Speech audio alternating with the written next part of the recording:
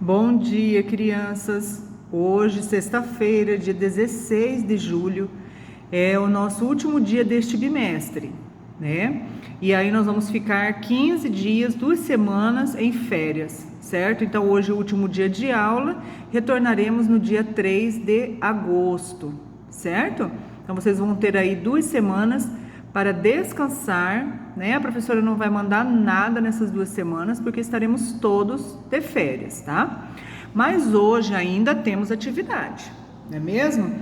Então hoje, nesta sexta-feira, dia 16, nós vamos estudar História e Geografia, na nossa apostila colorida, páginas 204 e 205. Hoje nós vamos estudar o uso das águas dos rios. A água para abastecer, navegar, se divertir. Vamos começar a leitura? Por necessidade, os primeiros povos sedentários ocuparam principalmente as margens dos rios. Olha só, pessoal, aqui está falando dos povos sedentários. Vocês lembram que nós estudamos quem eram os povos sedentários? Eram os nômades que passaram a dominar a agricultura, não é? E começaram a se fixar, formando os povoados, as cidades, né? Então esses povos sedentários começaram a ocupar principalmente as margens dos rios. Por que será? Porque tudo que a gente faz precisa de água, né? Nós precisamos de água para viver. Precisamos de água para nos alimentar, para beber, para fazer comida. Precisamos de água para tomar banho, fazer a nossa higiene. Precisamos de água para alimentar os animais. Precisamos de água para molhar as plantas. Então, por isso que as pessoas, né, os primeiros, os nômades e depois que se transformaram em povos sedentários, eles foram se fixando às margens dos rios. Por quê? Pela facilidade, né, por conta da água, pela oferta de água que se faz tão necessária para a nossa vida. Ao longo do seu desenvolvimento, os seres humanos fizeram diversos usos da água. Atualmente, esse recurso é utilizado para o abastecimento das cidades, a irrigação das plantações, a geração de eletricidade, o transporte de pessoas e mercadorias, a pesca e atividade de lazer, etc. Né? Então, os rios, eles nos oferecem uma infinidade de tipos de utilização, né? Nos ajudam a produzir alimentos, ajudam na nossa alimentação, ajudam no transporte de pessoas e cargas, né? Em relação à navegação, ajudam também na produção de energia elétrica com a construção das hidrelétricas, que são as usinas que produzem energia elétrica. O relevo influencia o aproveitamento dos rios. O que é o relevo? É a forma como o terreno se apresenta. Nós já estudamos o relevo lá atrás, lembra que nós estudamos os tipos de relevo? Montanhas, planícies, planaltos, depressões. Então, o relevo influencia o aproveitamento dos rios, ou seja, quando nós temos um rio numa região de planaltos e montanhas, né? Esse rio é aproveitado para quê? Para a produção de energia elétrica, para fazer barragens, para conter água, inclusive até para o lazer radical. Agora, quando o relevo é um relevo de planície, por exemplo, no rio o rio está num terreno de planície, num terreno mais plano, esse rio é aproveitado para quê? Para navegação, né? Porque não tem como um navio, um barco, qualquer embarcação flutuar onde tem montanha, né? Agora, onde o relevo é mais plano, fica mais fácil do barco, do navio flutuar. Então vamos ver. Há rios que atravessam terrenos irregulares e apresentam desníveis em seu curso, dando origem a quedas d'água, que são as cachoeiras. Então, onde tem cachoeira, como que eu posso aproveitar esse rio? Esses rios são chamados rios de planalto. Por quê? Porque tem a superfície irregular, né? Neles podem ser construídas barragens para reter a água, formando represas ou lagos. A água represada é utilizada para a geração de energia elétrica e usinas hidrelétricas. Há também os rios que correm em terrenos mais planos, não apresentando desníveis em seu curso. Esses rios são chamados de rios de planície e podem ser utilizados para navegação, pesca e atividades de lazer, né? Então veja a diferença.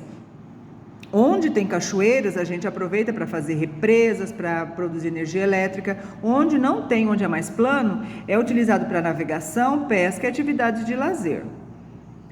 Cuidar dos rios garante o abastecimento. Olha como é importante. Quando a gente fala de rio, automaticamente nós falamos do meio ambiente, né? Nós já estudamos alguma coisa do meio ambiente, já estudamos sobre o lixo, sobre a coleta seletiva, nós já estudamos sobre a água, né? O uso correto da água, o que devemos fazer para economizar a água, para evitar o desperdício.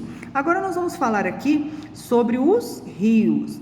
A ocupação das margens dos rios e sua utilização para diversas atividades produtivas podem causar poluição das águas e destruição da mata ciliar. O que é mata ciliar, professora? Mata ciliar é aquela mata que se encontra nas margens do rio. Essa mata é fundamental para que o rio continue vivendo. Se nós arrancarmos toda a mata que há ao redor, nas margens dos rios, o rio vai acabar desaparecendo, tá? Então é fundamental que a mata ciliar seja preservada. Esses impactos ameaçam espécies da fauna e da flora. O que é fauna? Os animais e as plantas. Provocam doenças e prejudicam as comunidades que vivem nas áreas ocupadas, que estão sujeitas a enchentes e deslizamentos de terras. É importante sempre lembrar que a água é um recurso natural fundamental para os seres vivos. As águas dos rios representam uma parte muito pequena da água doce disponível no planeta. Por isso devemos cuidar dos rios para garantir nosso abastecimento e o das gerações futuras. Tá vendo? Quando a gente fala de cuidar da água, nós devemos cuidar de todo tipo de água. Da água que sai da torneira, da água do rio, da água do lago, da água do mar. Ok? A água é fundamental para a nossa sobrevivência e nós temos que cuidar dela. Aqui nós temos uma imagem de da hidrelétrica de Tucuruí, no Rio Tocantins, no estado do Pará. Essa foto foi tirada em 2017, olha só. Então eles constroem essa barragem, constroem a usina hidrelétrica e com a queda da água gira a turbina que produz energia elétrica para nós. Aqui nós temos 3 situações. Primeiro a situação de pesca, depois a situação de lazer, ó, parecido com o salto das nuvens, quem já foi lá, é muito parecido com isso aqui. E aqui, o número 4, nós temos a navegação, que é o transporte de pessoas, certo? Vamos fazer então essas atividades da página 205. Que forma de uso dos rios foi representada em cada fotografia? Essas 3 fotografias aqui em cima, e mais a que está lá atrás, da hidrelétrica. Que uso que foi feito delas? O primeiro, produção de energia elétrica. Aqui nessa página, a pesca, o lazer e o transporte das pessoas. Que tipo de rio facilita cada uma das formas mostradas nas fotos? Então, você vai colocar lá a foto número 1, que é da hidrelétrica. Que tipo de rio? É o rio de Planalto. Na pesca, no lazer e na navegação, olha só, na foto 2, 3 e 4, é o rio o quê? É o rio de planície, não é mesmo? E aqui é o rio